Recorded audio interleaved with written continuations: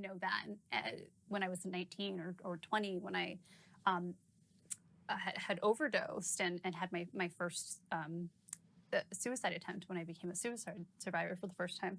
I didn't know. I just thought it was just my brain very matter-of-factly saying there's a pain and we need to stop it.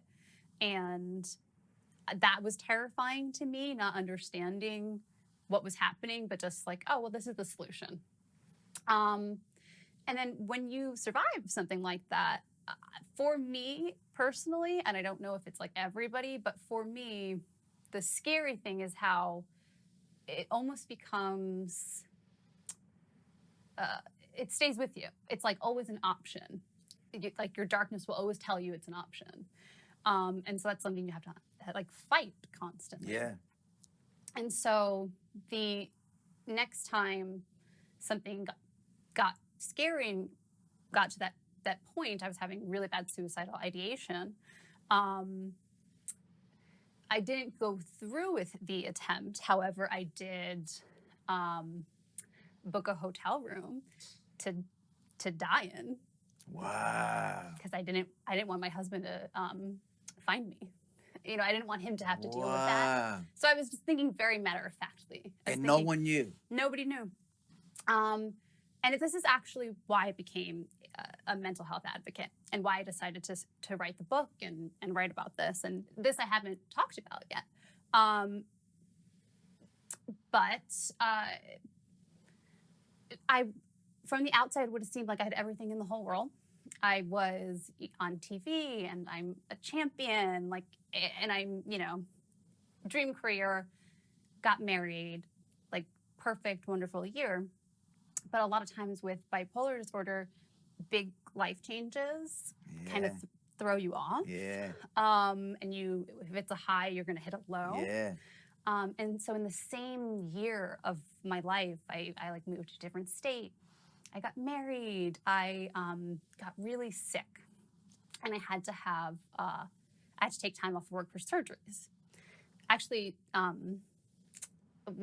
during one of the breaks I had, you know how this is because General Hospital is no time off with shooting. That's kind of what wrestling is. There's no off season. Yeah. Just shoot.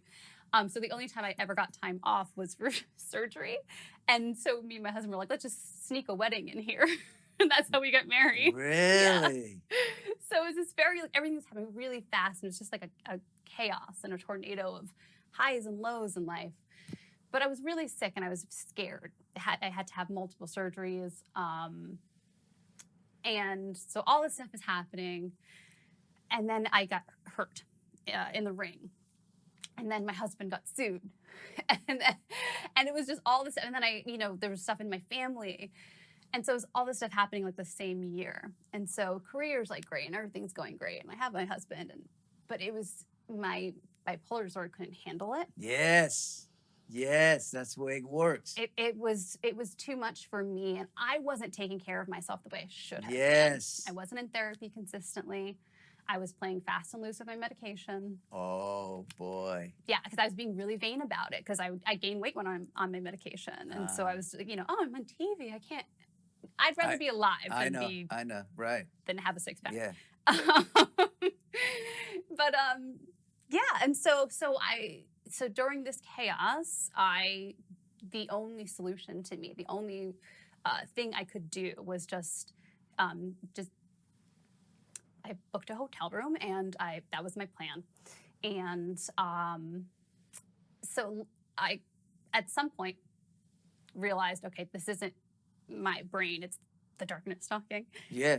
And I called the suicide prevention hotline. Wow.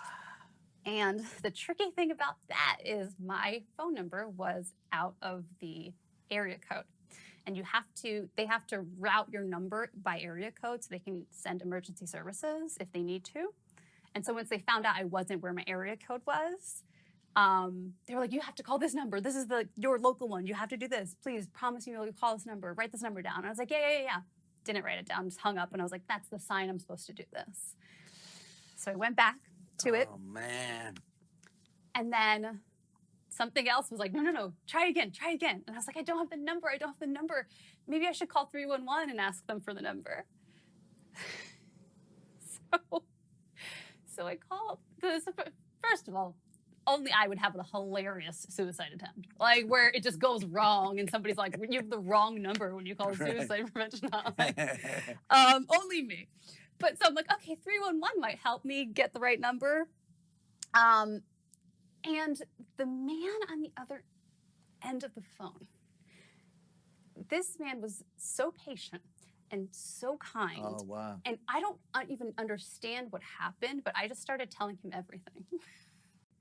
And I didn't realize that it was the first time in a long time someone had shown me kindness and was just like, oh, that sucks. Like, for so long, people just thought I was like on the top of the world and I'm the caretaker in my family and what I was providing for everybody, but there wasn't anybody checking in on me. Mm-hmm.